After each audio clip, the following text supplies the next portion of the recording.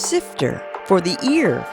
News, interviews, reviews, cinema, TV, streaming. Action! Hi y'all, this is Jerry Williams, aka TV Jerry. Some of the internet's best animal antics will be shown during Cat Video Fest at the Ashland Theater this Sunday, September 7th and Wednesday, September 10th.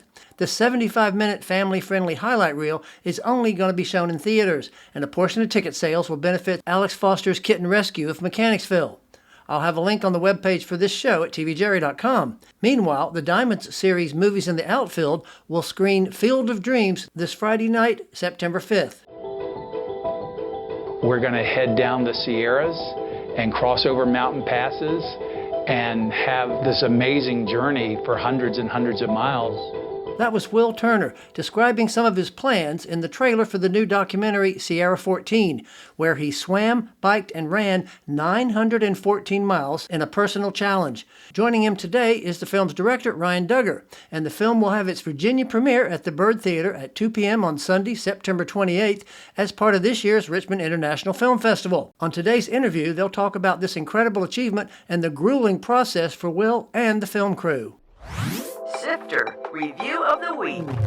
The Thursday Murder Club on Netflix. 4 residents at a lovely retirement home enjoy solving cold case murders. Helen Mirren, Pierce Brosnan, Ben Kingsley, and Celia Emery. Their hobby turns serious when real dead bodies turn up. With such a stellar cast, you can expect top-notch performances, and they all do fine without being exceptional or stepping too far outside their regular style. The only exception is Mirren, who hilariously stands out as the officious, efficient leader, at least for the first hour before she becomes empathetic and loses her edge. The fine supporting actors also include other well-known Brits like David Tennant, Jonathan Pryce, and Richard E. Grant. Despite the predictable story and somewhat lackluster situations, director Chris Columbus has kept things moving briskly. There is a health issue that adds a moment of sadness and warmth, but the movie is mostly a sweet, upbeat little confection that could have used a little more quirk to offset the continual blandness. I gave the Thursday Murder Club 3 out of 5 stars. So Ryan Duggar, good to meet you. And Will, I haven't seen you since you were a redhead.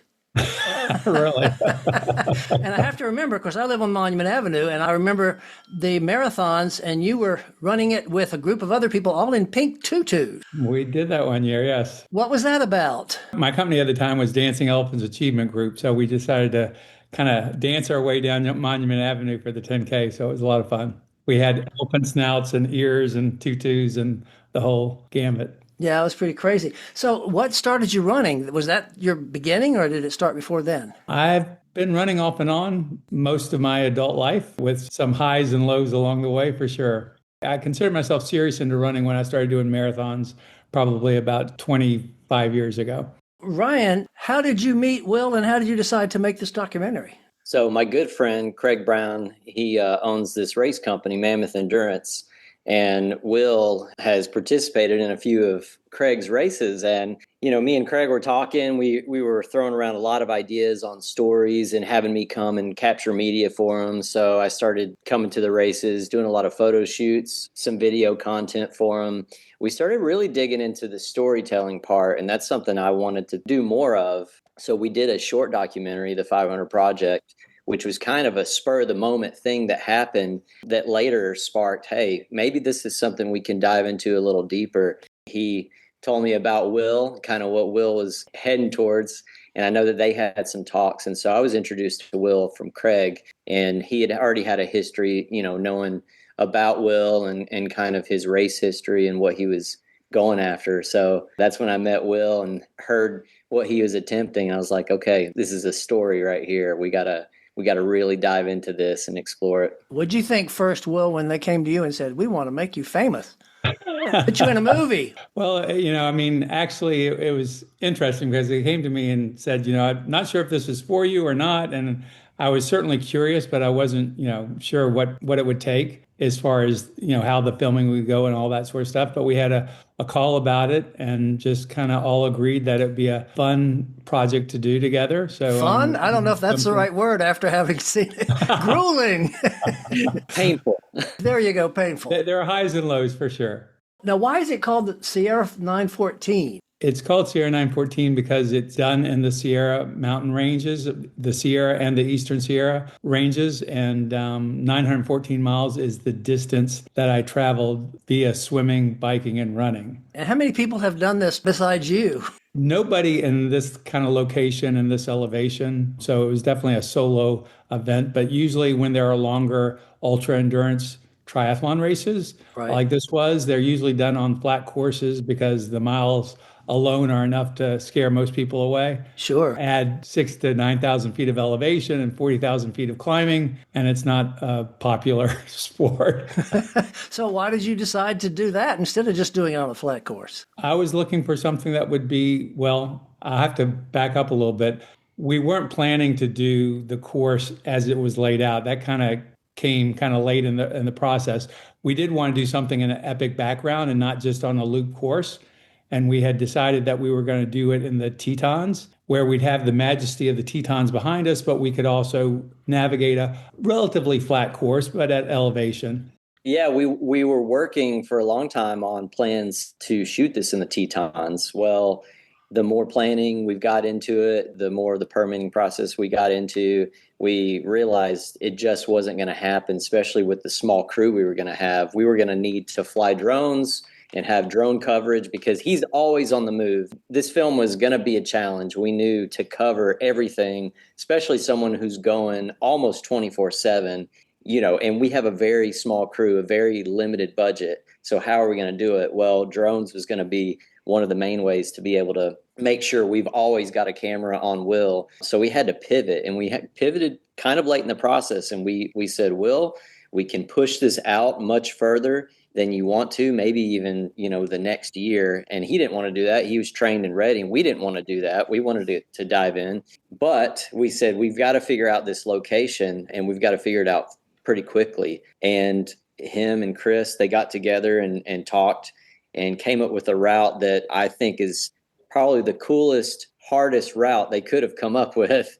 I mean, this very well could be the hardest triathlon course that anyone's ever come up with. But maybe one of the most beautiful. Oh, yeah. It's probably one of the most beautiful. And it just really added so much to the visuals and the feeling. And just you have this crazy juxtaposition of this pain and suffering and all of this, blood, sweat, and tear on one side. And then you've got these beautiful, serene views on the other. And just seeing those together throughout this film, I think, the course was such a big part of it. And even though it was hard logistically to accomplish, we pulled it off. And that was going to be my next question, because you mentioned logistics with originally permits and stuff. So what kind of things did you have to do? I noticed a lot of time there were no cars on the road. I can't imagine you cleared the roads, because there were some times when cars were an issue. But what kind of logistics were involved other than shooting it, obviously? We had to make sure that we were in areas that were safe for him. Yeah, we couldn't clear the roads. We made sure that these were areas that were bikeable. And the good thing about Will and Chris, they've, traveled all around the country doing their own triathlons and ultra triathlons and kind of figuring out the area that we would be in. So they had a really good idea of where we could go. And once we got that down, and started mapping it out, we had a really good plan that we believed was going to work. It did present challenges. We had to make sure he was safe. So we always had a crew close by, watching him, making sure he's okay, because you've got someone going almost all day and night. Yeah. And we were on roads with traffic. And I think that's part of the appeal of this journey too, is that it's not just your shut down roads, easy, just him in the race. There's Right. a lot of things that Will had to think about and the crew had to think about just to stay safe. So it adds a level of danger to the whole race. You mentioned Chris. Who is Chris? Chris is my partner. We don't see Chris in the race, though, do we? He has a few cameos. He's pretty camera shy, so Okay. he's not in there a whole lot. It's interesting because you mentioned some of the challenges. And of course, as a filmmaker, Ryan, I'm sure one of the things, you always look for in any documentary or any film is conflict. And of course, other than the challenge of him being in conflict with himself to finish this thing, you didn't have that kind of setback drama. You know how a lot of times in a drama you want to have something set back, but you come over it. As a filmmaker, did that still work for you, or how did you justify We don't have those big setback, dramatic moments like I kept waiting. Maybe he's going to fall off the bike and hurt his knee or something. And it never happened. Well, I shouldn't say that because I don't want to give everything away. Yeah, without spoiling too much, I'll say that Will is an exceptional fighter. And I say that because he fights with grace and hurts with grace, unlike anything I've ever seen. And with smiles all the time, smiling all the time. Yeah, and with smiles. It's easy to see him and think, oh, yeah, this is just another day. No, he's been going all day up mountain passes. I mean, he's got to be hurting. Like, he's got this mental superhuman ability to suck that pain back into his mind and smile at you, and check in on you even. What I knew that we didn't want to do was fabricate anything, so we didn't want to say, hey, Will, are you sure you're not hurting? Like, show us some hurt, Yeah, let's have some drama. Yeah, let's have some drama. It was what it was. It was raw. It was real. Like, we caught every real moment, especially at towards the later parts of the race. Will started breaking. There were parts where his body was breaking. I mean, his hands and feet. I mean, we were getting him checked on a regular basis at the end. I mean, even after all this was done, Will, you look terrible. He did. Little chat lips and everything. Yeah, you did. Oh, yeah. It was real bad. But I'm proud that, we didn't embellish anything. That this was the race. This is how it happened. I don't know how you couldn't watch Will and be inspired to just go after something hard, because he did it with such grace and poise. And I think that's part of what makes this film special. Right. Now, I want to ask you about that because you mentioned some of those concepts of his, but wait a minute. Surprise guest drop in. Somebody wanted to say hello here. Hello, hello. Hi, everyone. Hello. Hey, Heather. Footnote. The guest is Heather Waters, founder of the Richmond International Film Festival. It's so good to meet you guys. Will, you're my hero. And Ryan, my second hero. What an incredible accomplishment for both of you guys in this film.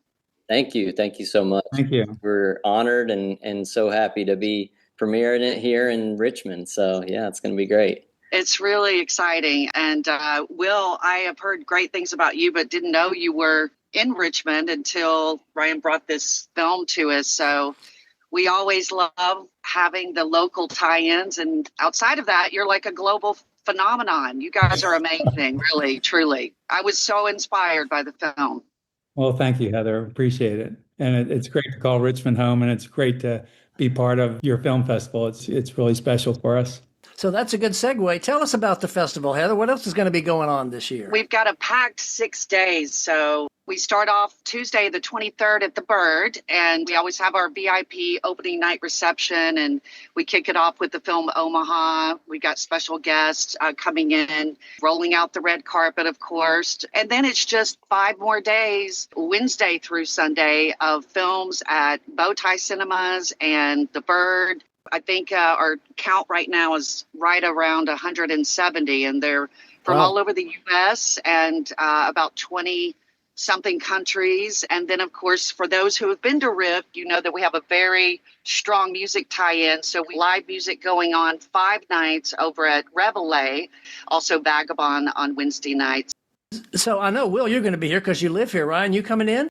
Yes, I'm coming in town. I'll be here for opening night, and I'll be there throughout the week. And we're on Sunday the 28th, so that's the last day of the festival, so I'll be there as well. And Heather, I believe you said the ticket sales are already doing very well for this movie. They are. In fact, they were doing so great, you guys. I think we had reached out to let you know that we had to move your film from Bowtie because they've got lovely, beautiful, renovated new theaters, but much smaller.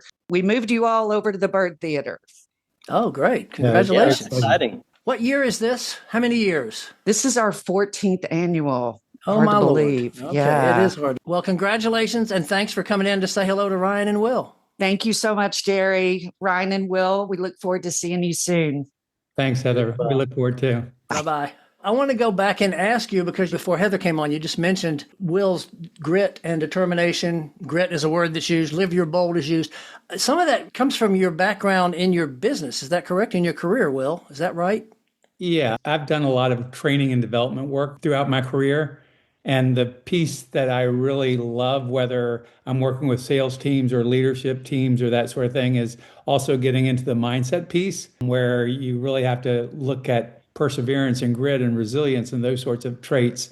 And that's a common theme I've had with my work, but it's also something I've been on a personal journey to develop as well and kind of put into practice the things I help teach other people about. You answered this question, but I didn't know that until we started talking. I was going to ask you, how did you finance this? And then I did notice Hammer is on the close, and you mentioned Hammer earlier. Yeah, so it was a combination of things. We had Hammer contributed. We had a company here in Chattanooga, Nomad Be Happy. They supplied the van for us to be able to hold all the crew and drive around. Then we also did a Kickstarter, and we had amazing friends, family, fans of Will who all chipped in for that. So that was how we were able to get this film done. It was not a big budget film, but it was enough to get the job done. We all contributed some of our own money too, just to make this happen. So we're grateful, though, so thankful for the people who believed in us and believed in Will. And now here we are. So you said Will's got all these fans. Are you internationally known or nationally known as a extreme athlete? I've kind of built up a little bit of a reputation over the years. It kind of started when I turned 60. I did 60 Ironman triathlons in a year, which broke the current world record. And then I continued that and did 45 more. So over a 2-year period, I did 105 Ironmans, which had never been done before in a 2-year period. So that got me a lot of notoriety in different magazines and different publications and media, and started kind of a following along the way.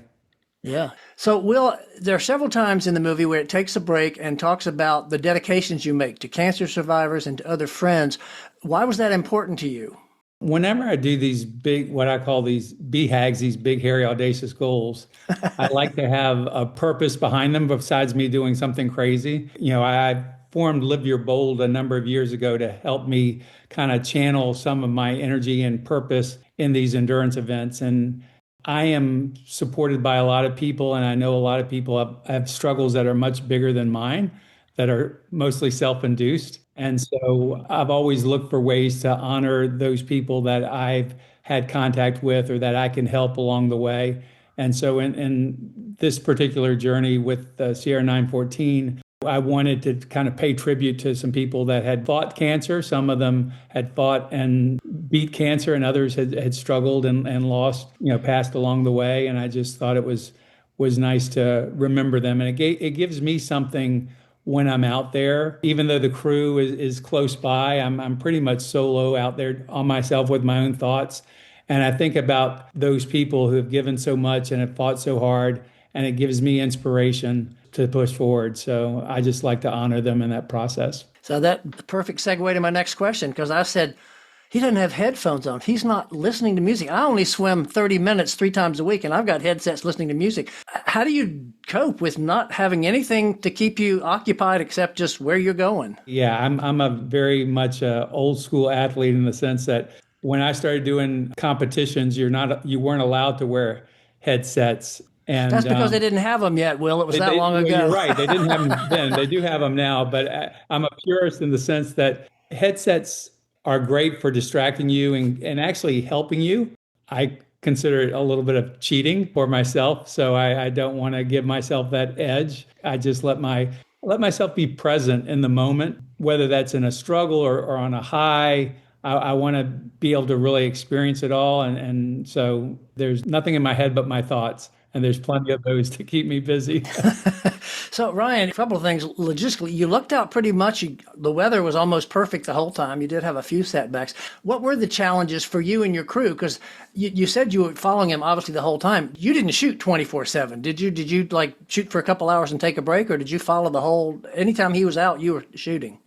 Yeah, we were, it was close to 24/7. We got a little bit of sleep. Will almost got no sleep. He's the last one to lay down. He's the first one to get up. And honestly, one of the biggest challenges was sleep. It was just being tired. It was hard to complain or feel bad for ourselves, though, because we've got him out here. Right. One look at him, and we just drink more coffee and get out there. Yeah. You're just riding in a van. He's doing the hard stuff. Yeah. Exactly. there's four of us that's part of the kind of camera crew, and we're rotating.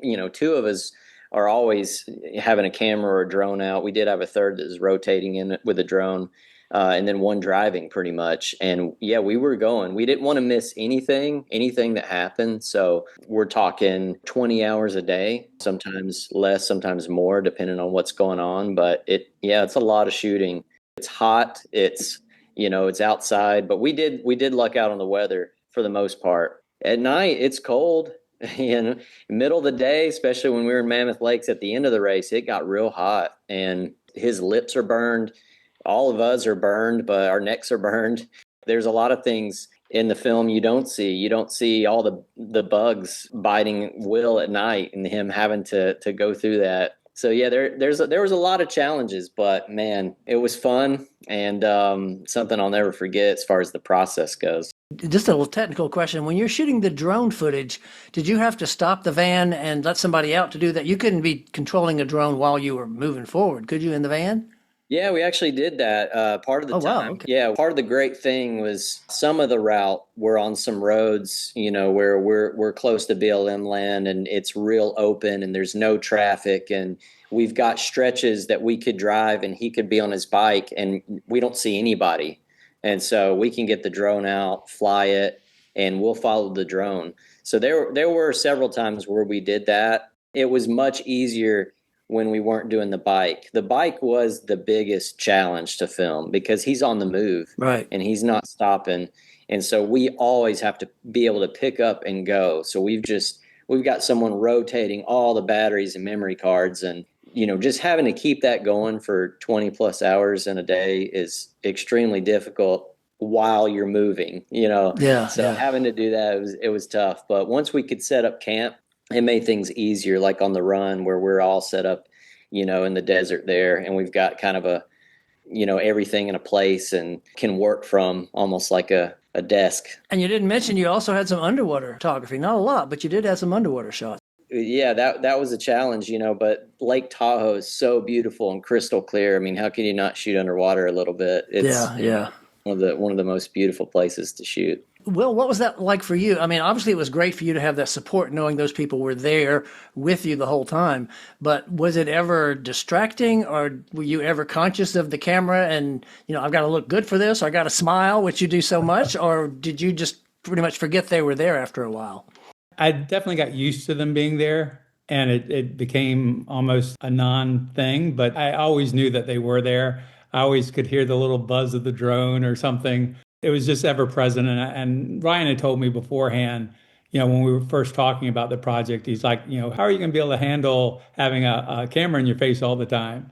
And I'm like, I don't know, but we'll only be able to find out one way. So I was a little bit prepped on, this is how it's going to be, and just kind of go about my business the way I would go about it, and did that the best that I could. Okay. So, Will, final question. Are you done with this? Are you going to challenge yourself even further? I mean, come on. What are you, 60 what now? You were 65 when you did that race. I'm 67. 67. So are you going to do 70 and 70 or something crazy like that? Well, yeah, I am. Something crazy when I turn 70, for sure. That's my next big milestone birthday, and I have a tendency on my milestone birthdays to do something crazy.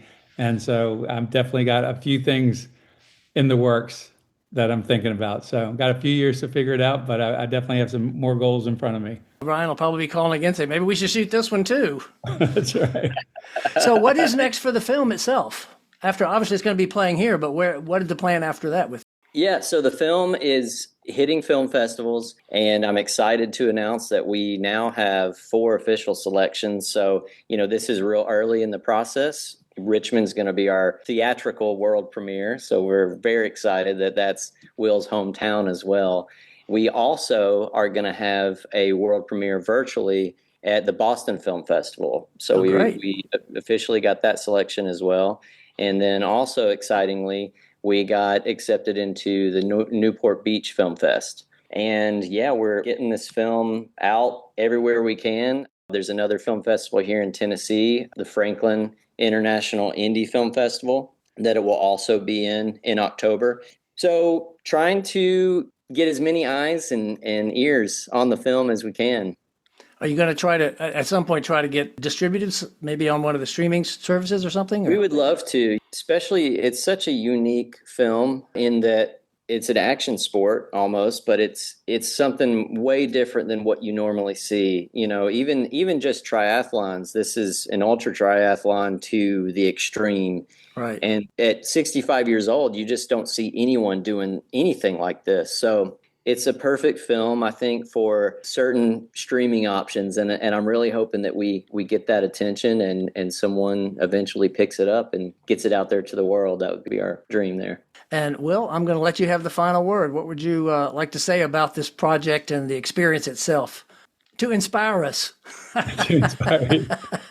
You know, humans were made and born to be on quests, you know, and I took on this big challenge for the quest, for the journey, because I know in that process, I'm changed. I've become a better version of myself. And I hope with the film that we're taking the audience on a journey as well, that they can see that we're all capable of so much more than we often give ourselves credit for. And that, you know, the limits that we put on ourselves are just that, our own limitations that we have the ability to break out of. And so if this helps inspire people to look at where they are and where they want to go and who they want to become, it's a great film to reflect that the possibilities are endless. Great. Well, I want to thank you so much. Congratulations on the movie and good luck on the next step or the next run. Thank you so much, Jerry. Thank you, Jerry. That was the subject of Sierra 914, Will Turner, and the documentary's director, Ryan Duggar. Their film is about Will's personal challenge where he swam, biked, and ran 914 miles. The Virginia premiere is at the Byrd Theater, 2 p.m. on Sunday, September 28th, as part of this year's Richmond International Film Festival. And I'll have links to the trailer, their website, and the Riff website on the webpage for this show at tvjerry.com. Coming soon. In theaters. The Conjuring: Last Rites. This is the 9th film in this franchise. Vera Farmiga and Patrick Wilson unite for one last case. Hamilton. The film version of this blockbuster musical comes to the big screen for the first time. Splitsville. Michael Angelo Covino wrote, directed, and stars as a man who ends up in a three-way with friends, also with Dakota Johnson. Speaking of, the threesome. A man's perennial crush leads him to an unexpected trio, but then reality intervenes. Twinless. Two men bond in a support group, and they're played by Dylan O'Brien and James Sweeney, who also wrote and directed. Love, Brooklyn. Three longtime Brooklynites navigate lives and careers in the changing landscape of their city, with Andre Holland, Nicole Barahi, and Roy Wood Jr. Lurker. A retail employee infiltrates the inner circle of an artist on the verge of stardom, but access and proximity become a matter of life and death. Light of the World. This animated film follows Jesus' life as seen through the eyes of Apostle John. Pools. In the midst of her life falling apart, a woman attempts to reconnect with her dead father while on a wild pool-hopping escapade. TV and streaming. Tusk on HBO. From the creator of Mayor of Easttown comes this series about an FBI agent, played by Mark Ruffalo, trying to end a string of violent robberies. AKA Charlie Sheen on Netflix. Now that he's been sober for 7 years, Sheen candidly discusses his rise to fame and public downfall. Live Aid, When Rock and Roll Took the World on HBO. This documentary about the titular concert features interviews with musicians and political figures. Next week, I'll be talking with another Richmonder, Melody C. Rocher, about Bird in Hand, the comedy she wrote and directed and shot in Richmond.